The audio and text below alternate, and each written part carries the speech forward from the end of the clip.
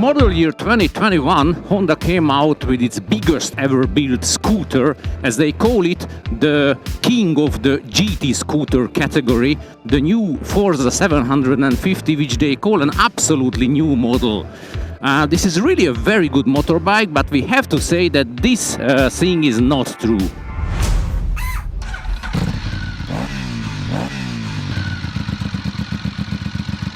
Because originally there was a model which was called Integra, which was built on the basis of the NC series. It was born in 2011, so 10 years ago, and that was, let's say, a suited NC model, which was looking like a scooter, but technically that was totally a motorbike with even a 17-inch rear wheel, and that had a lot of disadvantages. For example, the underseat storage was extremely small on that bike, and afterwards Honda came out with the X-ADV, which was a really genius mixture of a motorbike and an off-road scooter, let's say.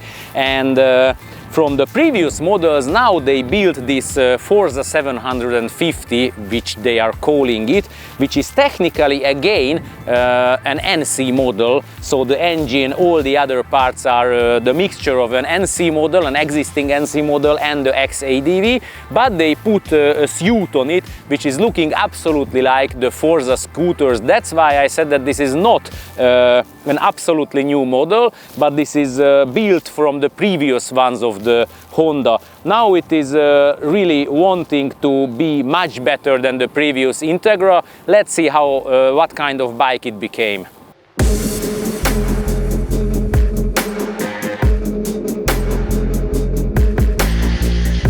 The engine is the really well-known 745 cubic centimeter inline two-cylinder one, the same as in all the other NC family members, but now it is already making the Euro 5 norms.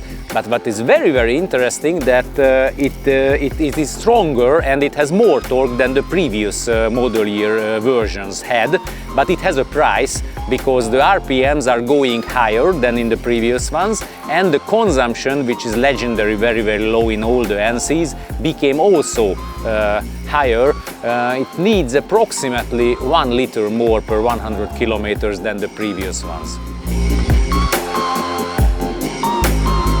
As the Forza 750 is coming with an electric throttle, it already got the user modes. It has 4 user modes. The basic one is the standard. The bike is always starting in this mode. This is an absolutely good everyday average mode for the normal traffic riding. What I like in it very much that it always changes the gears in time, and the RPMs are never falling too much down as in the previous versions of the DCT it always happened. Beside the standard we have a rain mode, which means that the power is lower, the engine brake is lower, the RPMs are always lower, and the traction control is in maximum.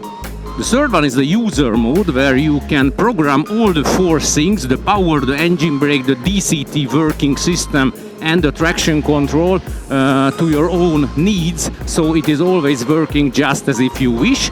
And the fourth one is the sport mode, where the power and the engine brakes are on maximum, the DCT is always keeping the RPMs high, and the traction control is on minimum.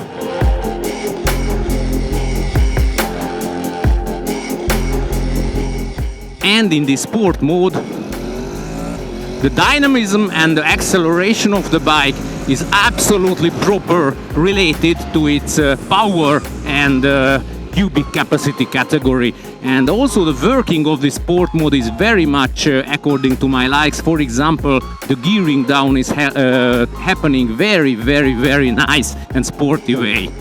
So all in all, I have to say that this is the first DCT of Honda which is working absolutely on that way as I like it. So during the last 3 days I never had to change the gear manually. In all the modes the whole bike is working absolutely nice and according to my needs and wishes. The suspension is a little bit harder than in the previous Integra model it was. So all in all, when you are riding on good quality road, even a bit sportier, then it is much better than that was. But when you are riding on poorer quality asphalts or roads, then it's much harder and not as comfortable as in the Integra it was. So all in all, we can say that especially on the positive road bumps, it can really hit your back.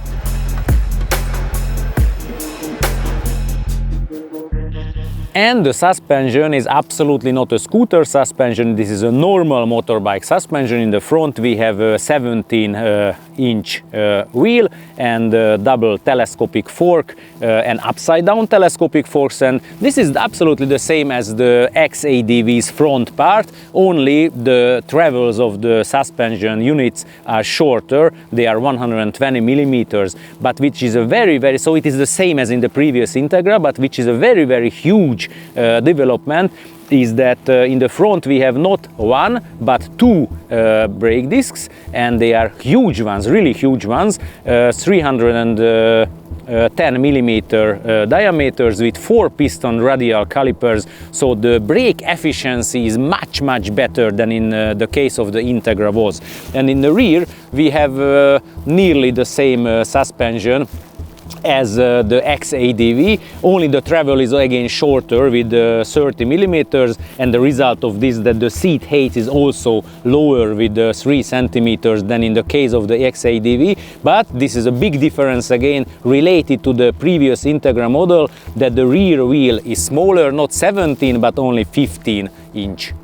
The fuel tank removed from under the rear seat to the middle of the bike, so now we can refuel the Forza 750 from here. The fuel tank has to be somewhere here in the middle of it, and as a result of this, the under seat storage, which was a really very big disadvantage of the previous Integra, became much bigger. As a result of the fuel tank changing and the smaller rear wheel, we have a 22-liter under-seat storage, which has enough place for even a fully closed helmet or a lot of other things which we have to carry with us. So now this is really, from the point of the usability, it is much closer to a real big scooter than the previous Integra version was. Another result of the, let's say, Forza looking suit is the change of the mirrors, which moved to the front plastic part from the handlebar, and it has two different results. One of them is that we can see from it very well behind us, but they are very wide, and it's really complicated to maneuver with the Forza 750 in heavy traffic when you are doing lane splitting. But luckily you can raise up the mirrors, and then the bike becomes much narrower, and you can move in heavy traffic very easy with it. Also, a big innovation of the Forza 750 is the new dashboard, which is a fully digitally colored one, really looking beautiful. It has a lot of informations, and it also has a mobile application which can navigate and do a lot of other things, but unfortunately in Hungary it is still not working, so we couldn't try it and cannot show it to you how is it working. So all in all, Honda made a really good motorbike with the new Forza 750. This is not a scooter, much closer to a motorbike, but the usability of it is nearly as good as the best big scooters of the world. It is very good vehicle for commuting and also for touring if someone is liking this version of motorbikes. It's also good touring because it has 3 original Honda hard boxes. It has a soft bag which you can put here. It has heatable grips. The wind protection is very good, even with this serial windscreen. So all in all, it's a well usable, purpose vehicle, not a scooter but a very good motorbike. If you liked our review, please push a thumb up on it, donate our work, subscribe for our channel and watch our previous contents as well, and thanks a lot for your kind attention.